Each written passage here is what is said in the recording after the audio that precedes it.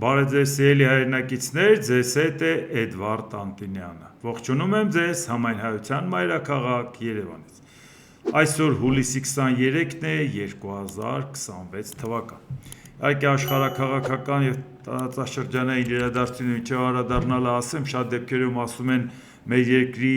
ներքաղաքական խնդիրներին էլ անդրադառնանք, ավելի շատ ուշադրություն դարձնենք, հարգելիներս, այսօր տեսնում եք օրակարգը որն է։ Այս մեկին բռնեցին, այսքան գրավ տվին, այս մեկին բռնեցին, հետո տնային կալանք տվին, հետո բաց թողեցին։ Մի մասն ասում է լավ էր դրանց հասնում է, մի մասն էլ ասում է ենթադրենք հասնում է, բայց կարելի է օրենքը խախտել, այս ինչա կատարում, այս օրակարգն ենք մեկնաբանելու կամ այս օրակարգի մեջ մտնելու։ Շատ հարցեր կա նաև մեր երկրի հետ կապված, բայց ուշադրություն դարձրեք։ Մի հատ քայլով արտաքին քաղաքական սանկցիա են կիրառում քո երկրի նկատմամբ ու քո երկրի տնտեսությունը ամբողջությամբ դրա պատճառով փոխվում է։ Հիմա պարզա թե ինչ ասել է արտաքին քաղաքական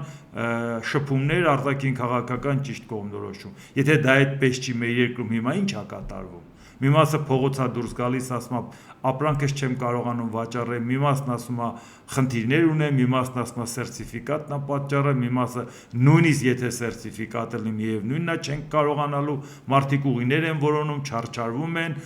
տարած ապրանքը որպես նմուշ չգիտեն, հաջորդը կուզեն թե չեն ուզի, մի խոսք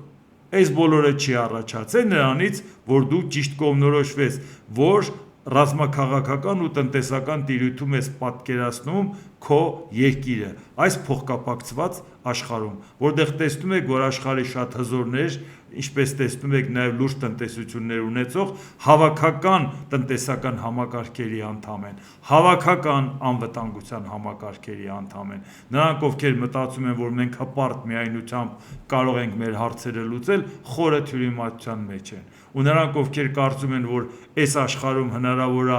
ռեգիոնալ քաղաքականությամբ երկրի ապագայի հարցը լուծել, պակաս թյուրիմացության մեջ չեն։ Դրա համար սկսենք տեսնենք ինչա կատարվում։ Եվրամիության արտաքին քաղաքական եւ անվտանգության հարցերով բարձր ներկայացուցիչ Կայա Կալլաս։ Մենք հստակ տեսնում ենք, որ Ռուսաստանը էկզիստենցիալ, իսկ գոյութենական սպառնալիք է ներկայացնում Եվրոպայի մեր երկրների համար։ Եվրոպական երկրները մտադիր են բարձրացնել իրենց պաշտպանունակությունը։ Այսինքն Ռուսաստանի նման գնահատական նշանակում է տևականորեն պատրաստվել Ռուսաստանի հետ ուղղակի կամ անուղղակի հակամարտության։ Սա նշանակում է ռազմական ծախսերը ավելացնել, իսկ եթե մենք կոնկրետ ես որ 22 տարի դրա մասին եմ խոսում, որ մեր երկրի ապագան Եվրամիությունն է, նշանակում է եթե Եվրոպան լուծի նաև իր ինքնուրույն անվտանգային համակարգը, նշանակում է իդեալական է, պայմանավորվում ես մի կառույցի հետ, պայմանավորվում ես նաև անվտանգային խնդիրները։ Դրանից ավելի հարմար տարբերակ, որովհետև շատ դեպքերում մենք գիտենք, որ ՆԱՏՕ-ի հետ կապված ինչպիսի վերաբերմունք կա, բացի այն, որ չափորոշիչներին կարող է քո պետությունը չհամապատասխանել, բացի այն, որ քո համախառն ներքին արդյունքի 5%-ը պետք է ռազմական ծախսերը ծախսես, որը արդեն նշաձողը սահմանվել է, դեռ եվրոպական ՆԱՏՕ-ի անդամ երկրները բոլորը չեն այդ նշաձողին հասել, բայց կամաց այդ ճանապարհով գնում են, իսկ նորին կարող է ասեն հոп, եթե դու այդ սահմանին չես կարողանում հասնես, ուրեմն մենք քեզ էլ ինչի ենք ընդունում, անիմաստ տեղը քո համար ծախսանենք։ Բացի այդ, որ կարող է այդ համակարգում մեկը վետո դնի, ոնց որ տեսել ենք ինչպես է Շվեդիայի հարցը ձգում Թուրքիան, իսկ Թուրքիան ՆԱՏՕ-ի անդամ է, այնպես որ հիացած չի լինելու, որ Հայաստանը դառնա ՆԱՏՕ-ի անդամ։ Այդ Թուրքիան է, որ Կիպրոսը լինելով Եվրամիության անդամ դեռ 2004 թվականի մայիսի 1-ից ինքը մտածում է, որ Կիպրոսը հանկարծ չլինի ՆԱՏՕ-ի անդամ, որովհետև ինքը Կիպրոսի հյուսիսը օկուպացրել է, իրան հեչ պետք չի որ դա լինի, եւ միայն իր դեմ լինելը խանգարում է, որ Կիպրոսը դառնա նաև ՆԱՏՕ-ի անդամ։ Այսինքն մենք ունենք ավելի ճկուն եվրոպական համակարգ, որի մեջ ներգրավված են նաև այլ երկրներ, որոնք եվրոպական չեն՝ Կանադան, Ճապոնիան, Ավստրալիան, Նոր Զելանդիան եւ այլն։ Այսինքն նշանակում է, որ մեզ համար սա իդեալական տարբերակ է, որ եթե մեր հարևան Իրանը այնուամենայնիվ ասում են ՆԱՏՕ-ն այս կողմերը չերևա, մենք ասենք մեր անվտանգության համար մեր ՆԱՏՕ-ն կարևոր է, բայց շատ երկար բանակցելուց հետո մի կերպ համաձայնվենք այլ տարբերակ եվրոպական անվտանգային։ Բայց ի սկզբանե մենք շարունակենք ՆԱՏՕ-ի գիծը, որպեսզի թեմա ունենանք բանակցային սեղանին քննարկելու։ Ի սկզբանե, երբ որ բոլոր խաղաքարտերը բացում ես ու ասում ես չէ, հենց չանենք ինձանից նեղանան, եթե մինչև բանակցությունն ամեն ինչ հանձնես, բանակցության սեղանին ուզես չուզես մի բան պետք է հանձնես, դիմացին եկել է բանակցության։ Եթե մինչև բանակցությունը արդեն ամեն ինչ ստացել է, ուրեմն պետք է ավելին ստանա, չէ, որպեսզի ցույց տա, որ ինքը ինչ լավ ճկուն դիվանագետ է։ Այնպես որ Կայա Կալասի ասածը լիովին համահունչ է այն պատկերացումներին, որը ես պարբերաբար ձեզ ներկայացնում եմ։ Մանիլայում Ֆիլիպինների մասին է խոսքը, տեղի է ունեցել Ռուսաստանի արտգործնախարար Սերգեյ Լավրովի հանդիպումն ԱՄՆ պետքարտուղար Մարկո Ռուբիոյի հետ։ Ուկրաինական թեմատիկայի քննարկման ժամանակ Լավրովն ամերիկյան գործընկերոջն է հասցրել տեղեկատվություն շփման գծում իրական իրավիճակի մասին և շեշտել Կիևյան վարչակարգին սպառազինությամբ հետագա մատակարարման և ընդհանուր առմամբ եվրոպական երկրների ապակայունացնող քաղաքականության անթույլատրելիությունը, որոնք մինչ այժմ ձգտում են Ռուսաստանին հասցնել ռազմավարական պարտություն։ Ոչ միայն ձգտում են, այլև հասցնելու են։ Եթե Լավրովը չգիտի, թող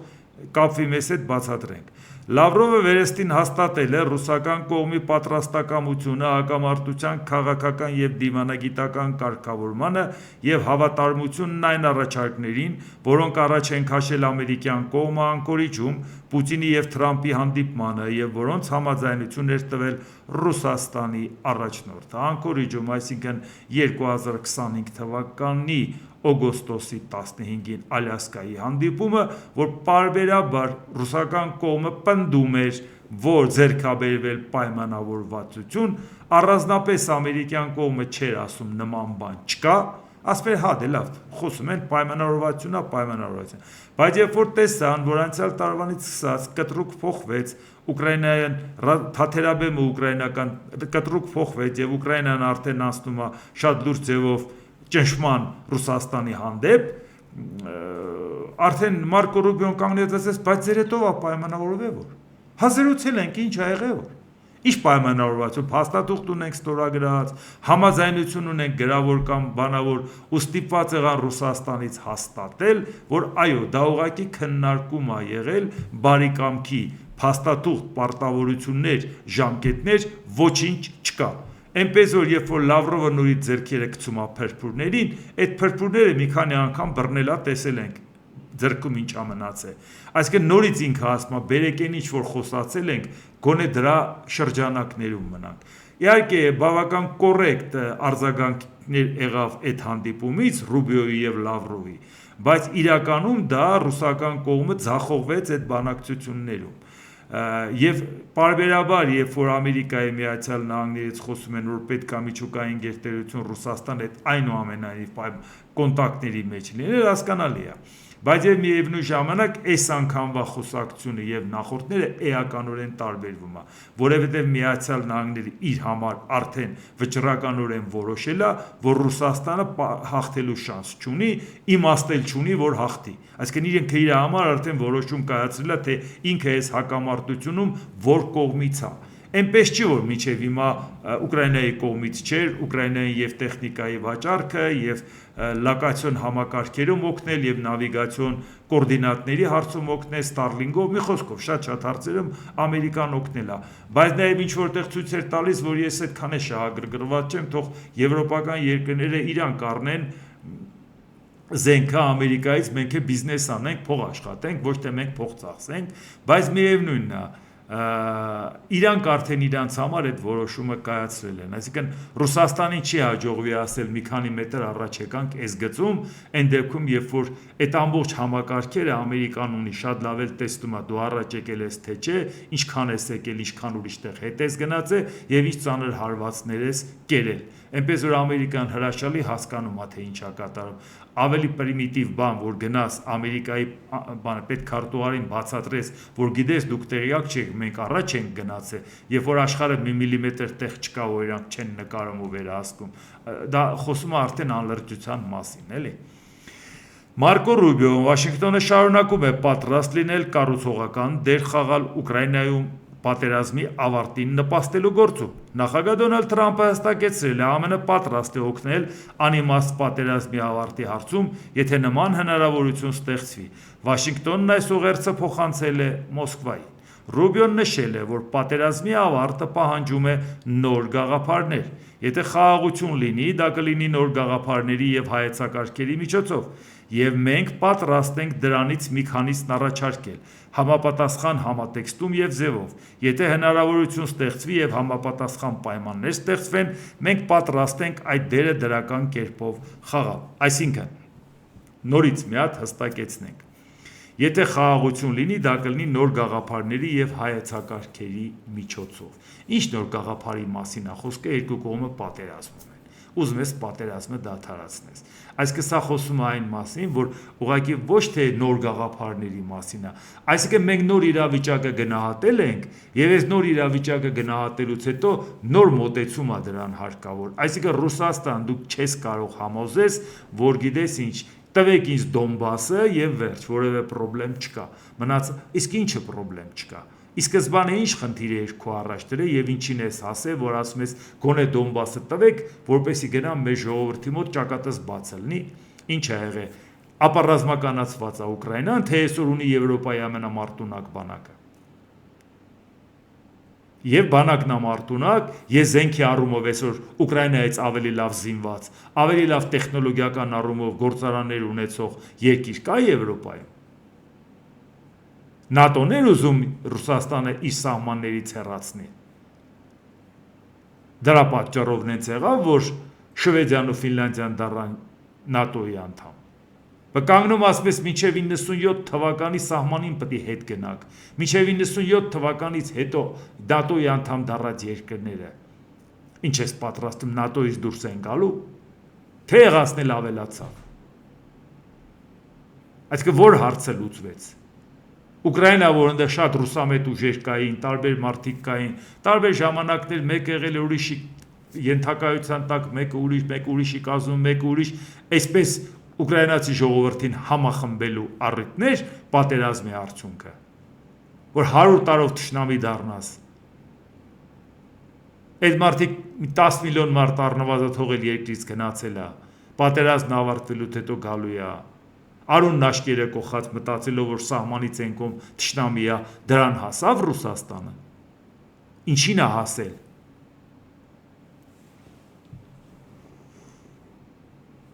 Պետքարտուղար Մարկո Ռուբիո, մենք քննարկել ենք ռուս-ամերիկյան հարաբերությունները եւ Ռուսաստանի ու Ուկրաինայի միջև հակամարտությունը դադարեցնելու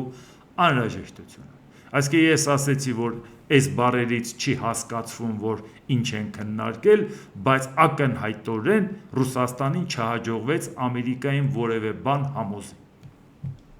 Այդ ընթացքում արդեն պարզ կդառնա։ Իռլանդիայի արտգործնախարար Հելեն Մաքենթի Ուրախ ենք, որ համաձայնեցրել ենք հակառուսական պատժամիջոցների 21-րդ փաթեթը։ Եվրոպան աջակցում է Ուկրաինային։ Ինչպես տեսնում եք, փաթեթի հետ կապված, այդ փաթեթը հակառուսական պարզա Ուկրաինայի հետ կապված է, բայց պարբերաբար նույնիսկ նախադասության մեջ վերջակետել չեն դնում, ստորակետը դնում են, շարունակում են, որ այս ամեն ինչը Ուկրաինայի համար է, Ուկրաինային աջակցելու համար է։ Մաքենթիի խոսքով Ռուսաստանի դեմ ընդունված միջոցները նպատակաուղղված են նրա եկամուտների հոսքերը խաթարելուն և ստվերային նավատորմի դեմ իրականացվող պայքարին։ Իռլանդիայի արտգործնախարարը պարզաբանել է, որ դրան ուղղված են նաև ռուսական լոգիստիկ շղթաների քայքայմանը։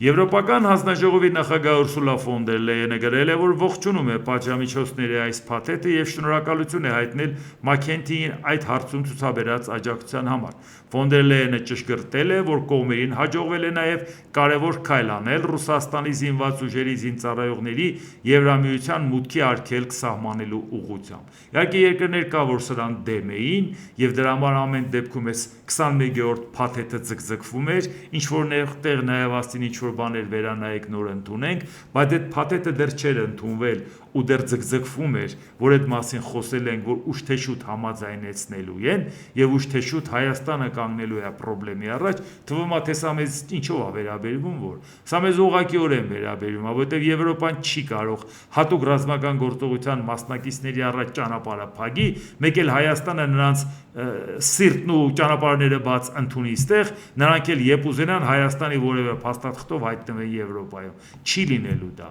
եթե իրանք նման խստացում մտցնում են, վաղը մյուս օրը Հայաստանը եթե ցանկանում է մեղմացնել ռեժիմը Եվրոպայի հետ, ազատականացնել Եվրոպայի հետ մուտքային վիզայի հարցերը, ապա ինքը պետք է կարողանա խստացնել Ռուսաստանի հետ, պետք է կարողանա այնպիսի վերահսկողություն սահմանել,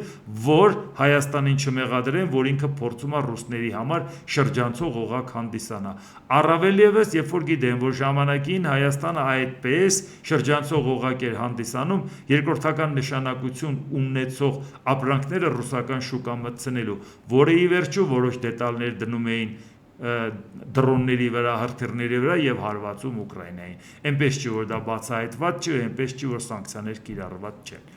Այնպես որ սա մեր առաջ կանգնելու է։ Եթե մենք զուգահեռաբար մեկի հետ փորձում ենք հարաբերությունը լավացնել, մյուսի հետ խստացումը չանենք, այն դեպքում երբ որ նա նրա ճանապարհը անպայմանա սպասենք վերջի օրը, ինչպես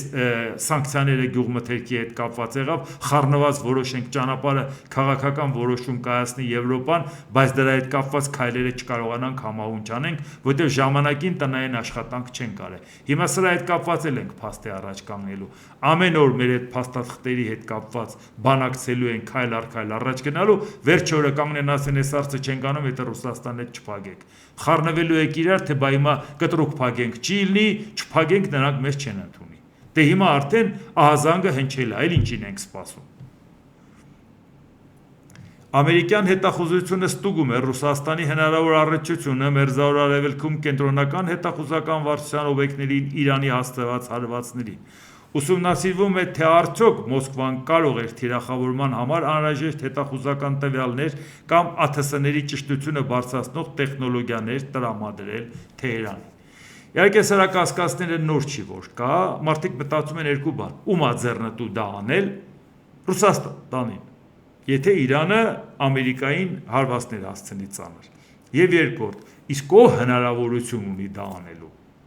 որ համ ձեռնտու է, համ էլ հնարավորություն ունի, համ ձեռնտու է, համ հնարավորություն է Ռուսաստանն է, որտեղ իրանք ակնհայտորեն տեսնում են այդ բազաներին հասցված հարվածներից, որ դրանք կոնկրետ ուղղորդված հարվածներ են, դրանք պատահական հարվածներ չեն։ Եվ հիմա եթե Ամերիկայի կենտրոնական հետախուզական վարչությունը այս հարցը բարձրացնում է ու հատկապես հիմա է բարձրացնում,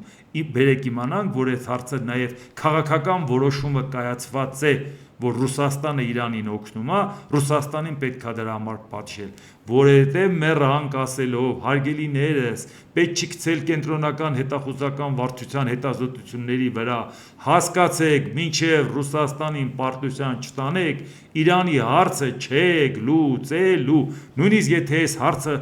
իրականություն էլ չլինի, բայց ձեզ պետք է հնչեցնել, ձեզ պետք է առիթ, որ հասկանաք Ռուսաստանին պետք է պատժեք, այդ առիթն էլ, պատճառն էլ, բոլորին պարզ է,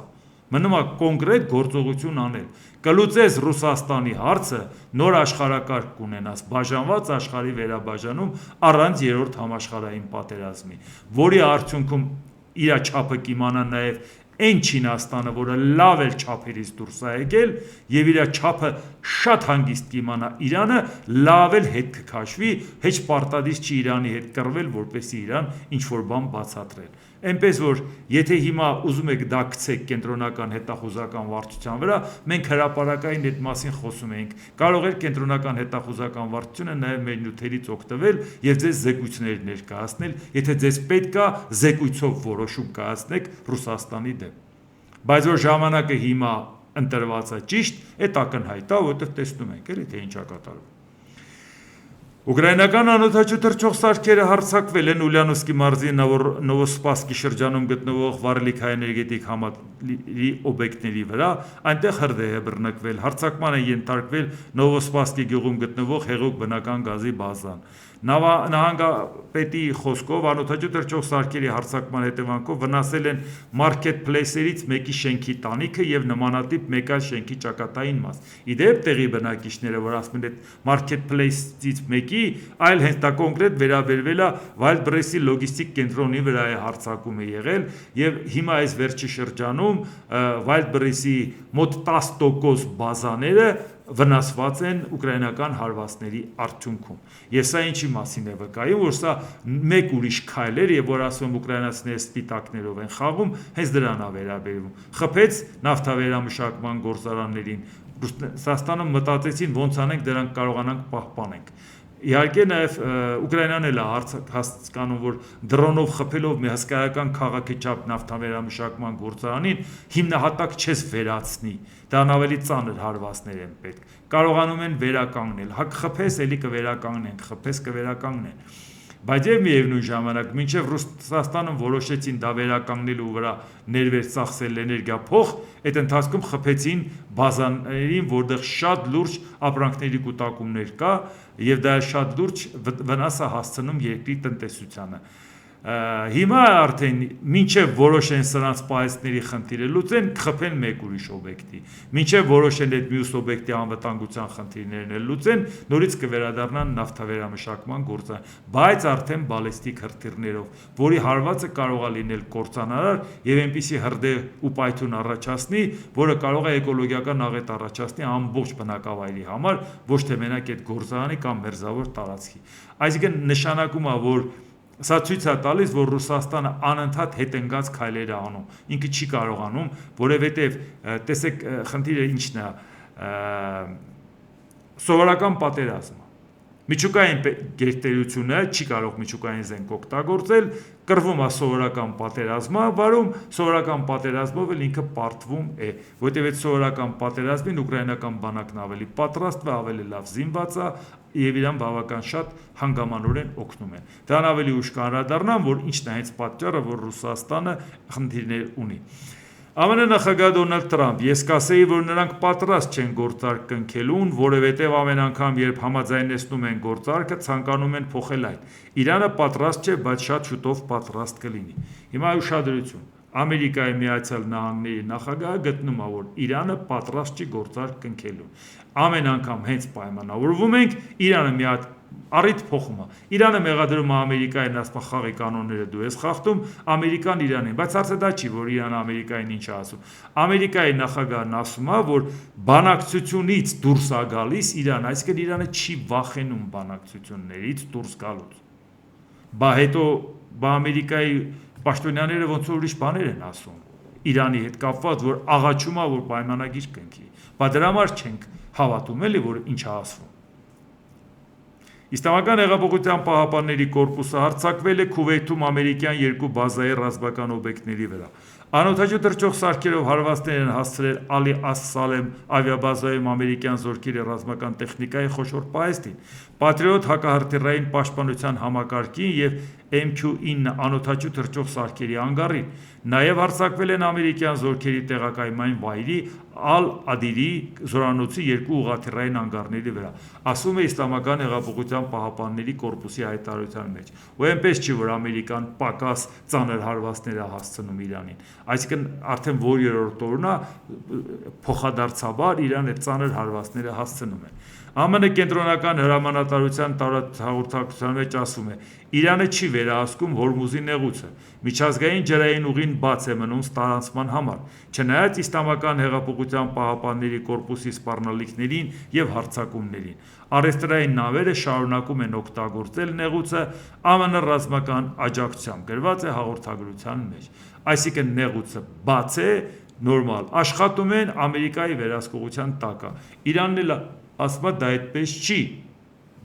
Իրանի զինված ուժերի Խաթամ Ալ-Անիբա կենտրոնական շտաբի հայտարարության մեջ ասում է. Հորմուզի նեղուցը նախկինի պես փակ է։ Եթե որևէ նավի թույլատրվի էլ անցնել նեղուցով, ապա բացառապես սահմանված երթուղով եւ նախկինում հայտարարված կանոնների համապատասխան։ Ժորժ ջան, երկու տարբեր բան, երկու տարբեր իրարամերժ բաներ, որ ստիպված են երկուսն էլ ներկայացնել, որպեսզի հասկանաք, որ խնդիրը լուծված չի։ որովհետև խնդիրը լուծելու որևէ ձև չեն գտնում։ Ամերիկային հաղթանակը չի կարողանում այդ հաղթանակը ապահովել նույնիսկ այս փաստաթղթով։ Իրանն էլ մտածում է, որ այս պահին ինչ էլ անի, Ամերիկայի հետ ինչ էլ պայմանավորել, դա չի աշխատել, հետո մի քանի անգամ պայմանավորվել են եւ արդյունք չի ունեցել։ Եթե կարող է ինչ-որ մի բան փոկի այս ժամանակ, որովհետեւ Թրամփը սկսել է մի պատերազմ, որից չի կարողանում դուրս գա, ոչ ավարտի, ոչ էլ դուրս գա։ ԱՄՆ նախագահ Դոնալդ Թրամփ Հորմուզի նեղուցում նավերին հասցված յուրաքանչյուր հարվածի դիմաց ԱՄՆ ռմբակոծելու եւ ոչնչացնելու Իրանի մեկ կամուրջ կամ մեկ էլեկտրակայան, այդ թվում մայրաքաղաք Թեհրանի կողքին կամ նրա տարածքում։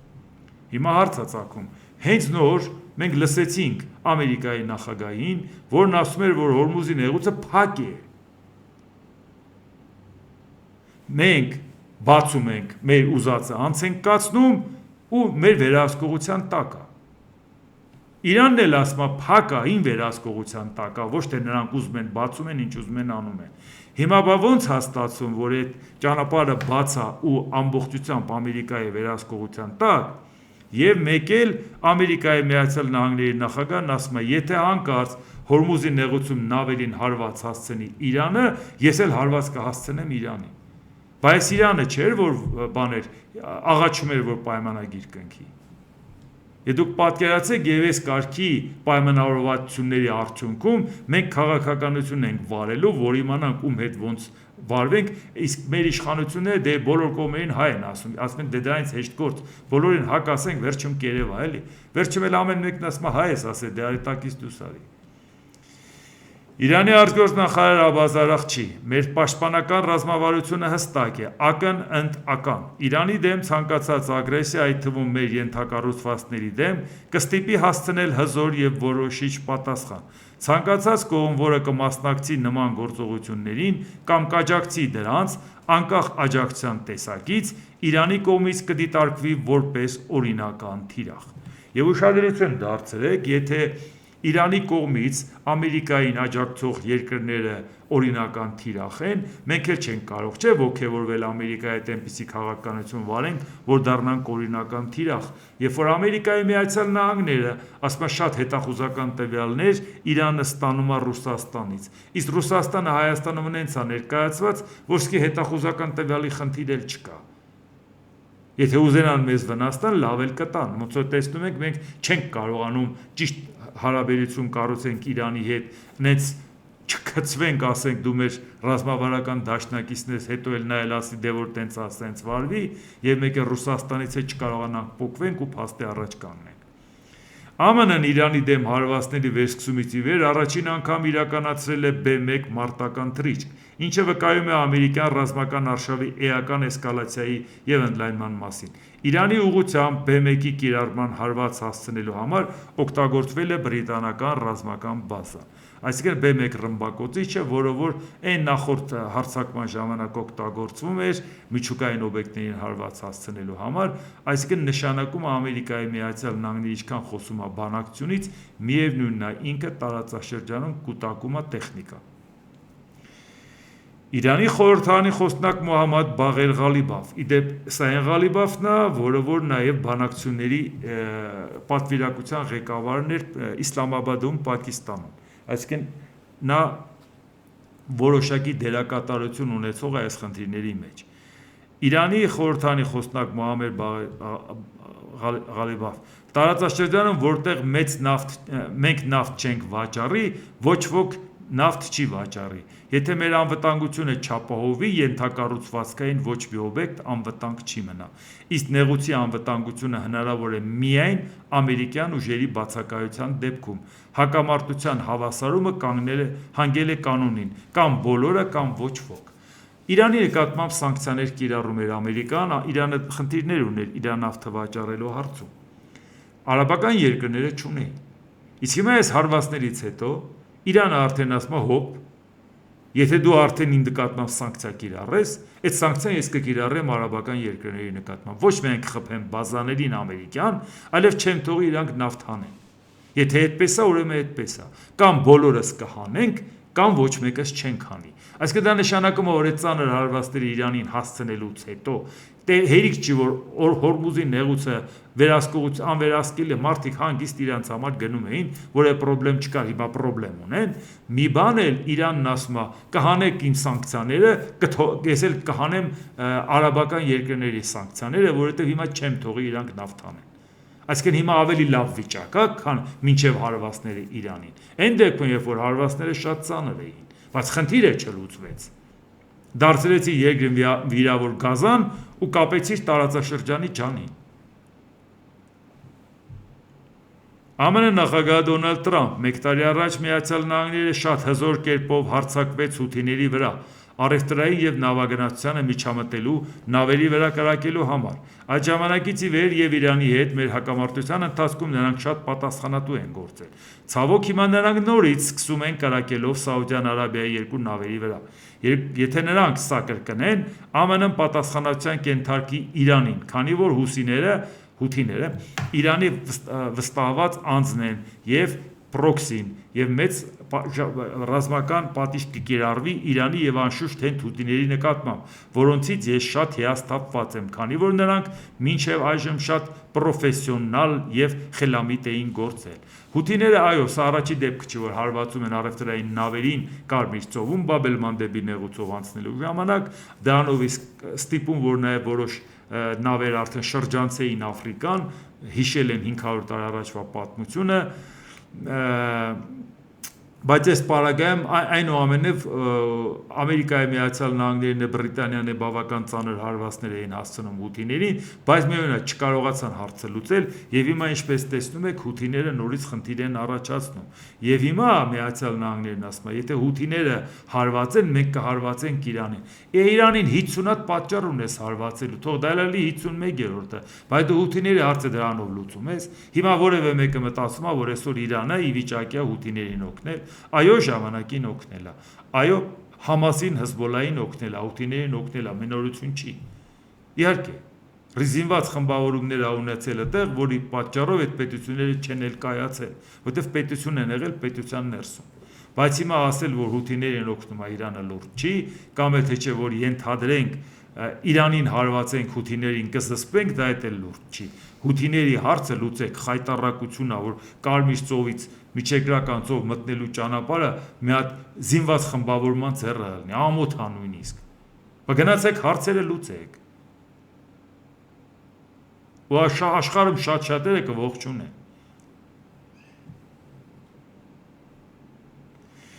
Իրանցի պաշտոնյայի տեսակետը ինչ էր ներկայացրել, եթե ամերիկացիները հարված հասցնեն Իրանում գտնվող կամուրջին կամ էլեկտրակայանին, որը Թրամփը խոստացել էր, Թեհրանը ի պատասխան հարվածներ կհասցնի տարածաշրջանի ենթակառուցվածքներին և կամուրջներին, այդ թվում էներգետիկ օբյեկտներին, որոնցում ԱՄՆ մասնաբաժին ունի։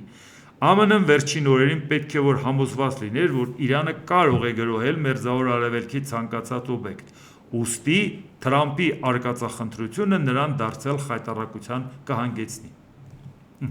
Սա էլ ուղղակի պատասխանը, որը մենք տեսնում ենք։ ԱՄՆ պետքարտուղար Մարկո Ռուբիոն Մանիլայում, Ֆիլիպիններում Հարավարևելյան Ասիայի երկրների ասոցիացիայի ASEAN արտգործնախարարների հետ հանդիպման ժամանակ իր բացման խոսքում ասել է. Իրանի հետ խնդիրն այն է, որ նրանք լուրջ չեն վերաբերվում բանակցություններին։ Եթե նրանք լուրջ են, մենք էլ ենք լուրջ։ Եթե ոչ, ապա մենք կանենք այն, ինչ անհրաժեշտ է մեր շահերը, ինչպես նաև մեր դաշնակիցների շահերը պաշտպանելու համար։ Այսինքն հերթական անգամ Ամերիկայի բարձր պաշտոնյան խոստովանում է, որ Իրանը ամեն դեպքում շահագրգռված չի այդ բանակցություններով, եթե իր ուզածը չստանա։ Բա մշտապես ներկայացնում է, որ Իրանը խնդրում է համաձայնություն։ Դոնալդ Տրամփն ասել է, Ռուբիոն էլ է ասել, այդ չի որ մենակ Տրամփն ասում։ Մարկո Ռուբիո, քանի դեռ Իրանը չի համաձայնել գործարք կնքել ԱՄՆ-ի հետ, Իրանի համար վնասն աճելու է ամեն օր։ Այժմ այնպես է երևում, որ նրանք պատրաստ չեն գործարքի, Իրանը պատրաստ չի գործարքի։ Հետևաբար նրանք շարունակելու են գին վճարել դրա համար, եւ ամեն գիշեր այդ գինը դառնում է ավելի ու ավելի բարձր։ Միգուցե մի քանի օրից նրանք պատրաստ լինեն գնալու գործարքի։ ԱՄՆ ձգտում է Իրանի ապամիջուկայնացմանը, որպեսզի նա երբեք միջուկային զենք չունենա։ Մենք երբեք չենք ասել, թե մեր նպատակը իշխանափոխությունն է, հավելել է ԱՄՆ պետքարտուղարը, ընդգծելով, որ ամերիկյան զինվորականները կենտրոնացել են Իրանի ռազմական ներուժի ոչնչացման վրա։ Իսկ հիմա նույն Մարկո Ռուբիոն, դուք լսեցիք Թրամփին, Ռուբիոյին։ Այդ բոլորը Իրանը համաձայն չի, Իրանը չի ուզում, Իրանը հարվածում է, Իրանը պայմանավորվածությունները չի հարգում եւ այլ եւ այլ։ Հիմա նույն Մարկո Ռուբիոն է, ոնց որ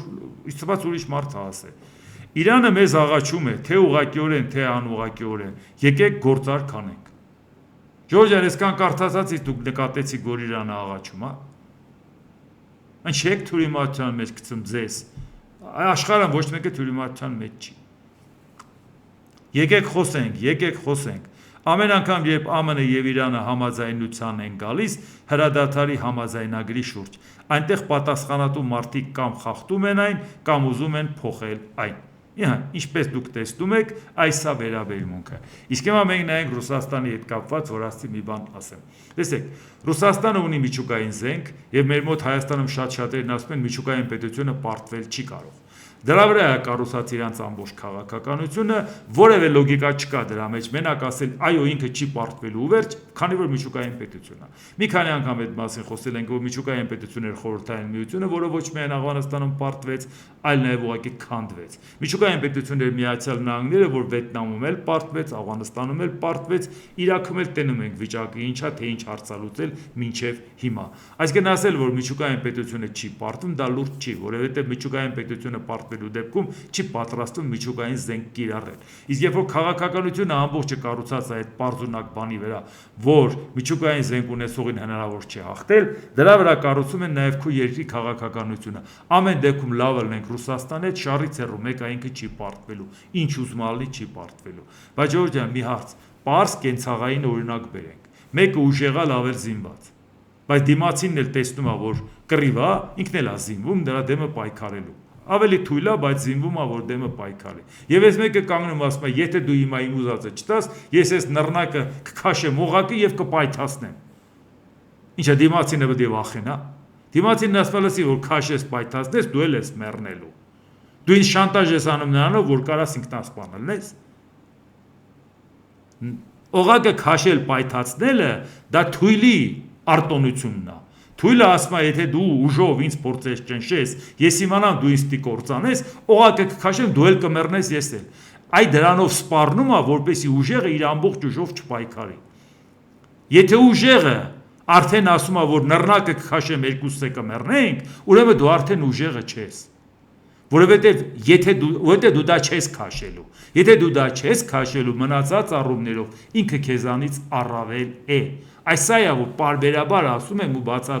բացառվում է Ռուսաստանը միջուկային զենք չի կիրառելու, որտեղ պատասխան հարվածը կործանարար լինելու աշխարհի համար, իսկ եթե ինքը միջուկային զենք չի կիրառելու, սովորական սպառազինությամբ կռվելուց ինքը կարող է պարտվել։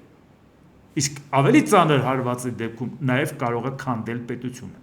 Սա է պատճառը, որ ես բացատրում եմ, որ շատ դեպքերը ստիպված են լինում ավելի մանրամասը հիմնավորել, ասում են, չէ, մենք գիտենք, որ դա հնարավոր չի։ Ինչ չի հնարավոր։ Միջուկային պատերազմ շատ եք հիշում, որ եղել է աշխարհում։ Աշխարհը միջուկային զենք մի անգամ չէ կիրառվել։ Ատոմային ռումբը, որ 1945 թվականի օգոստոսի 6-ին եւ օգոստոսի 9-ին գցվել է Հիրոսիմայի, Նագասակիի վրա, ճապոնական երկու քաղաքի։ Դա ինձ հետո էլի է եղել։ Այդ ժամանակ միջուկային զենք ուներ մենակ Միացյալ Նահանգները։ Այո, Միացյալ Նահանգները ցանկանում է զսպել խորհրդային միության ագրեսիվ քաղաքականությունը։ Ինչի Ամերիկայի Միացյալ Նահանգները լինելով դաշնակից խորհրդային միության հետ չեր վստահում խորհրդային միությանը, որովհետև 39 թվականի սեպտեմբերի 1-ին, երբ որ Գերմանիան հարձակվել է Լեհաստանի վրա, սեպտեմբերի 3-ի ստիպված խայտառակ լինելով Մեծ Բրիտանիան եւ Ֆրանսիան պատերազմ են հայտարարել Գերմանիային, իսկ ինչու ստիպված, որովհետեւ դրանից առաջ Մյունխենյան խայտառակ համաձայնագրով իրանք համաձայնվեցին Գերմանիային զիջել Չեխոսլովակիայի տարածքը Սուդետները, որի պատճառով մտածելով զսպեն կախորժակը Գերմանիայի, զսպեցիք ժողովուրդ ջան, որից հետո երբ որ իրանք խայտառակ եղան, արդեն ասին Լեհաստանի վրա երբ որ հարձակվել է Գերմանիան, մենք պատերազմ ենք հայտարարում Գերմանիային։ Բայց չէ որ սեպտեմբերի 17-ին խորհրդային միությունը մտավ Լեհաստան։ Այս կողմից էլ ինքը մտավ 39 թվականի օգոստոսի 23-ի Մոլոտով-Ռիբենտրոպ փաստաթղթով, որ այս կողմից Գերմանիան վերցնում այս կողմից Խորհրդային Միությունը, ինչա եվրոպական երկրները չգիտեին։ Եվ այս պարագայում ինչի մասին է խոսքը։ Այսինքն իրանք միացել են Խորհրդային Միությանը, որպեսզի գերմանական ագրեսիան ճնշեն, բայց իրանք հո գիտեին, որ Գերմանիան ու Խորհրդային Միությունը նույն ագրեսորներն էին, թիմակիցներ էին Եվրոպան բաժանելու հարցում։ Ինչու պետք է նրանց վստահեին։ Ավելին, Ֆինլանդիա երբ որ մտավ Խորհրդային Միությունը 39 թվականի նոյեմբերի 30-ին, 39 թվականի դեկտեմբերի 14-ին Ազգերի լիգայից հանեցին Խորհրդային Միությանը, այդ նույն եվրոպական երկրները չէին, որ ասի գնա դուստեի բան չես։ Այսինքն այդ ամեն ինչի ես ասում եմ, որ այո, միջուկային զենքով փորձում են ճնշեն Խորհրդային Միության ագրեսիան, ու պատահական չէր, որ Պոզդամի կոնֆերանսում, երբ որ արդեն պատերազմն ավարտվել էր ու մեծ եռյակը նստել էր աշխարհ էր բաժանում, այդ ժամանակ որպեսզի իրանց ուզած ձևով բաժանեն, Ամերիկայի Միացյալ Նահանգների նախագահ Հարի Թրումենը կանգնեց եւ ասեց Ստալինին, որ այո, մենք միջուկային զենք ենք ստեղծել։ Եվ այդ ժամանակ էլ Ուինստոն Չերչիլը նայում էր դեմքի Ստալինի տենը հասկացավ ինչի մասին է։ Ու նա ոչ մի ձեն չանեց, իրանը թվաց նա չհասկացավ ինչա կատարում, չնայած դա ինձ հանձնարարեց, ասեց արագ ասեք Կուրչատովն արագացնի, որտեղ արդեն հասկացան ինչա կատարվում։ Իսկ դա տեղի ունեցել, եթե Պոզդամի կոնֆերանսը սկսել է հուլիսի 17-ին, իսկ Ուինստոն Չերչիլը հուլիսի 26-ին եկավ Լոնդոն, եկավ որ իմանա ընտրություններին շնորհավորանքը ստանա, հետ գնա, եկավ իմացավ, որ պարտվել են, հետո բանակցությանը ամսի 28-ին վերադարձավ Կլեմենտ Ռիչարդ Էթլին, լեյբորիստական կուսակցությունից։ Այսինքն, եթե կոնկրետ օրը չգիտենք, երբ եղել Թրումենը Ստալինին ասել է, ապա դա եղել է հուլիսի 17-ից հուլիսի 26 ընկած ժամանակահատվածում։ Ես սա ասում եմ նրա համար, որ այսինքն միջուկային շանտաժի քաղաքականությունը Ամերիկան վարում էր, որ Խորհրդային Միությանը զսպեր։ Ու պատահական չի, Ճապոնիայի հետ կապված պատերազմը օգոստոսի 6-ին եւ 9-ին ռումբը գցելուց հետո օգոստոսի 9-ին է Խորհրդային Միությունը համաձայն պայմանավորվածության մտել պատերազմի մեջ, բայց դա Ճապոնիայի տարածքում չի կռվել։ Ճապոնիայի տարածք չի մտել, նա Չինաստանի տարածքում է կռվել։ Հարավային Սախալինն էր ուզում վերցնի, որը ռուս-ճապոնական պատերազմի ժամանակ էր կորցրել, եւ հարավային Կուրիլները։ Այսինքն, բայց ինքը այդ ընթացքում կռվելով Ճապոնիայի տարածքից դուրս, նա ուզում էր Հոկայդո կղզին վերցնի իրան, օկուպացնի։ Ամերիկայի Միացյալ Նահանգները հարվածելով Ճապոնիային միջուկային ռումբով, նա դրանով սաստեց Խորհրդային Միությանը եւ Հոկայդոն չհանձնեցին։ Դա ակնհայտ է, որովհետեւ միջուկային ռումբն չէր պատճառը, որ պատերազմը դադարեց, ժողովուրդ ջան, որովհետեւ օգոստոսի 9-ին պատերազմի մեջ ներքաշվել է Խորհրդային Միությունը, օգոստոսի 9-ին Նագասակիի խփել է Ամերիկան, 5 օր հետո կապիտուլյացիայի փաստաթուղթը ստորագրվել է, 5 օր է տևել։ Իսկ մինչև այդ Ամերիկայի Միացյալ Նահանգները 67 քաղաք ռմբակոծում էր ճապոնական, 45 թվականի մարտի 10-ին Տոկիոն էր, մայրաքաղաքն էր ռմբակոծում, այնպես որ միջուկային զենքով չի, որ ինքը հաղթել է։ Իսկ երբ որ Խորհրդային Միությունը միջուկային զենք ունեցավ, այլևս դրանից հետո մտածել, որ միջուկային զենքով պատերազմ կլինի, դա ուղղակի բացառվել է մինչև այսօր։ Չգիտեմ Հայաստանում որոշ նստած մարդիկ ինչի վրա են հաշվարկ կատարել, որ Ռուսաստանը միջուկային զենք կիրառելով չի պարտվի։ Ժողովուրդ ջան, լրջացեք, խնդրում եմ, եւ Հայաստանին հարվածի տակ մի դրեք։ Դե ինչ, այսօր այսքանը, եթե հավանեցիք, սեղմ եք լայք կոճակը, բաժանորդագրվեք Էդվարդ Տանտինյան YouTube-յան ալիքին, սեղմ եք զանգակ կոճակը, գրեք մեկնաբանություններ, գրեք հարցեր, դիտեք եւ դատեք ինքներդ։ Շնորհակալություն։